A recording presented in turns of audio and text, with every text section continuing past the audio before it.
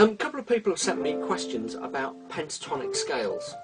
Okay, so in this vid I'm going to talk about pentatonics, what they are, why they're useful to you as an improvising pianist, and I'm also going to talk about, or give you an example of an improvisation exercise you can use that has pentatonics in it. Okay, so to get started, what is a pentatonic scale? Let's imagine that we are in the key of C major.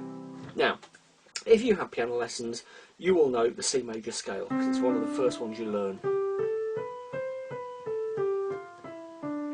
C major has, like all major scales, 7 unique notes, and if you play the full scale, it's 8. So C, D, E, F, G, A, B are the unique notes, and then back up to C for the 8-note scale. A pentatonic scale, as the name kind of implies, think of pentagons and pentagrams and things, has only 5 unique notes. Okay, and in the major, they are the tonic, 2nd, 3rd, 5th, and 6th of the major scale. And back up to the tonic. Okay, 1, 2, 3, 5, 6, 1. Pentatonic has a very sort of distinctive sound. Okay, there we go. Let's look at it in another major key. Let's go into E flat major, scale of E flat major. Looks like that.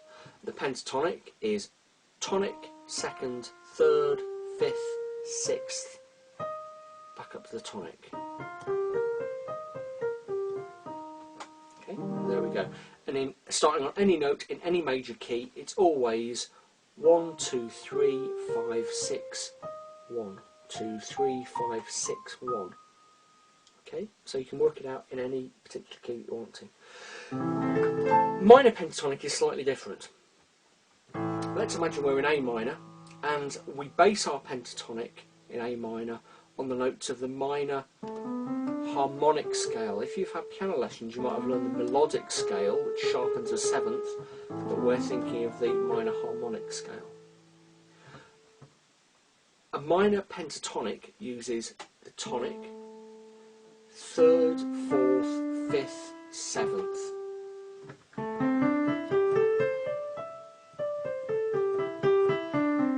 You'll notice that it's actually the same notes as the C major pentatonic in a different order. That's because if you know a bit of music theory, you'll know that A minor is the relative minor of C major. I'm not going to dig into that now. Okay, so major pentatonics, 1, 2, 3, 5, 6, 1. Minor pentatonics, 1, 3, 4, 5, 7, 1. Okay. It's quite easy to pick out in any key, even if you're not good at working out what the scales are of a particular key, because it's got that very distinctive sound, and that's what makes pentatonic special. Okay, there is something very deeply rooted about the pentatonic scale, both major and minor, that is very innate and instinctive for human beings everywhere.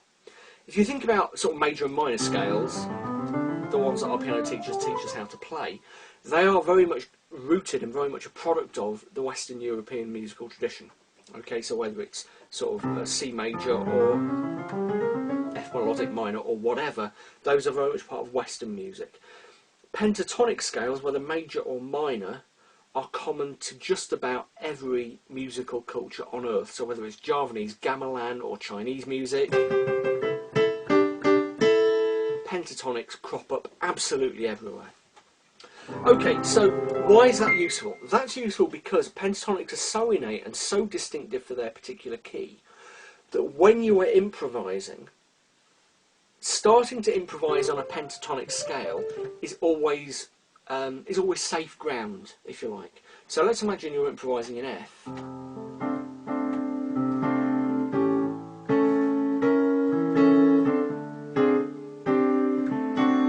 And you're not sure where to go next, or where do I go now? The next chord is B flat minor, what I'm going to play on the right. If you jump onto the pentatonic,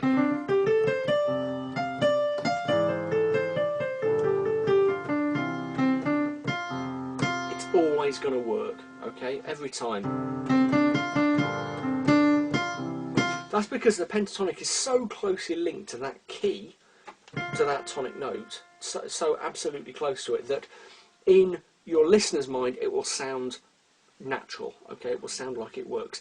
And that's even the case, as you were seeing there, I was playing in the key of F major, but I was playing chords that weren't naturally occurring in the key of F major, like for example E7, but the pentatonic was still working, okay, because the listener's mind is kind of saying F major, I'm in F major, therefore if we hear F major pentatonic, that feels like home, as it were. Okay, it's a very difficult thing to describe in words, but when you listen to it,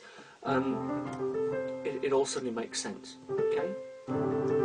Okay, so the improvisation exercise I'm going to show you is in the key of F major, it's using the chord sequence I've just played, which is the chord sequence from the verse section of Georgia on My Mind, the very famous Hoagie Carmichael song that was made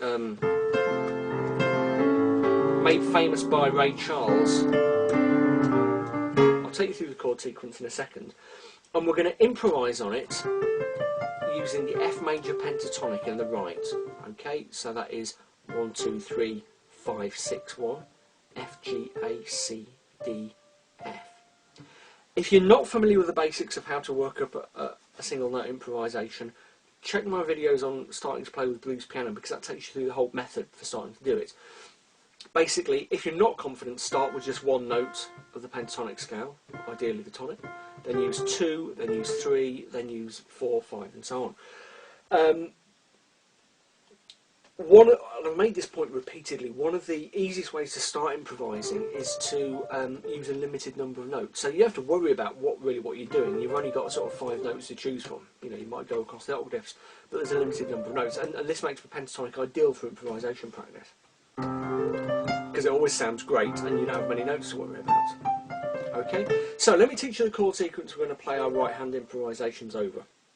We're going to start in, obviously, the key of F, and we go F, 2, 3, 4, A7, 3, 4, D minor 7, B flat minor, F, E7, G minor 7, C7, a little bit slow there, F, and then the bridge, F, D7, G minor 7, C7. I'm going to put all that in the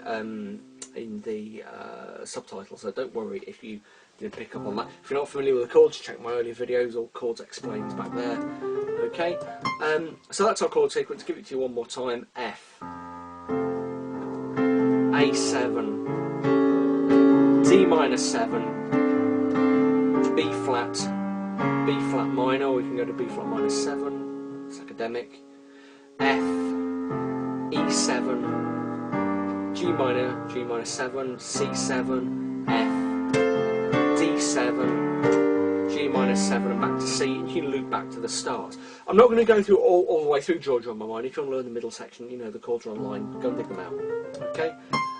So what we're going to do is play those chords very simply, just as block chords in the left, and improvise over in the right using that F pentatonic scale, F major pentatonic.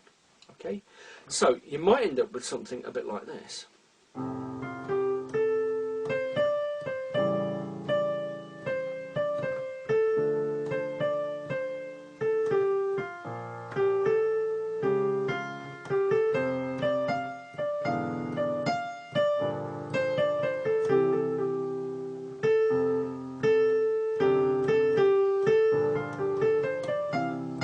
Okay, or to be a bit more adventurous.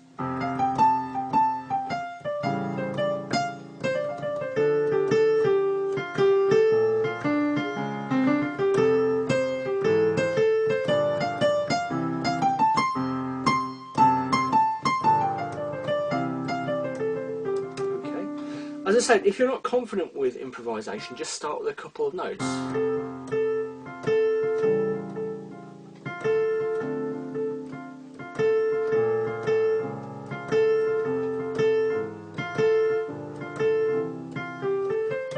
Okay, and if you're not confident, it's probably a good idea to get that left hand off pat to start with. You only need to play very simple chords. So you can use the pentatonic in lots of ways. If you're playing a sort of jazzy tune like Georgia, then it can naturally add a jazzy feel. So you find yourself doing things like hitting kind of jazzy sounds like that naturally just by following the chord sequence and the pentatonic in the right. If you're playing kind of rock or rhythm and blues, it also works. Pentatonic's really popular with guitarists because it's really easy to play on a guitar. You can learn the pattern, and again, sort of rock guitarists can play what sound like incredibly difficult solos just using pentatonic scales over whatever chord sequence. So really worth getting to know, especially if you've already done some work on the blues scale, because the blues scale and the pentatonic scale are quite closely related. So there we go. If you have any questions,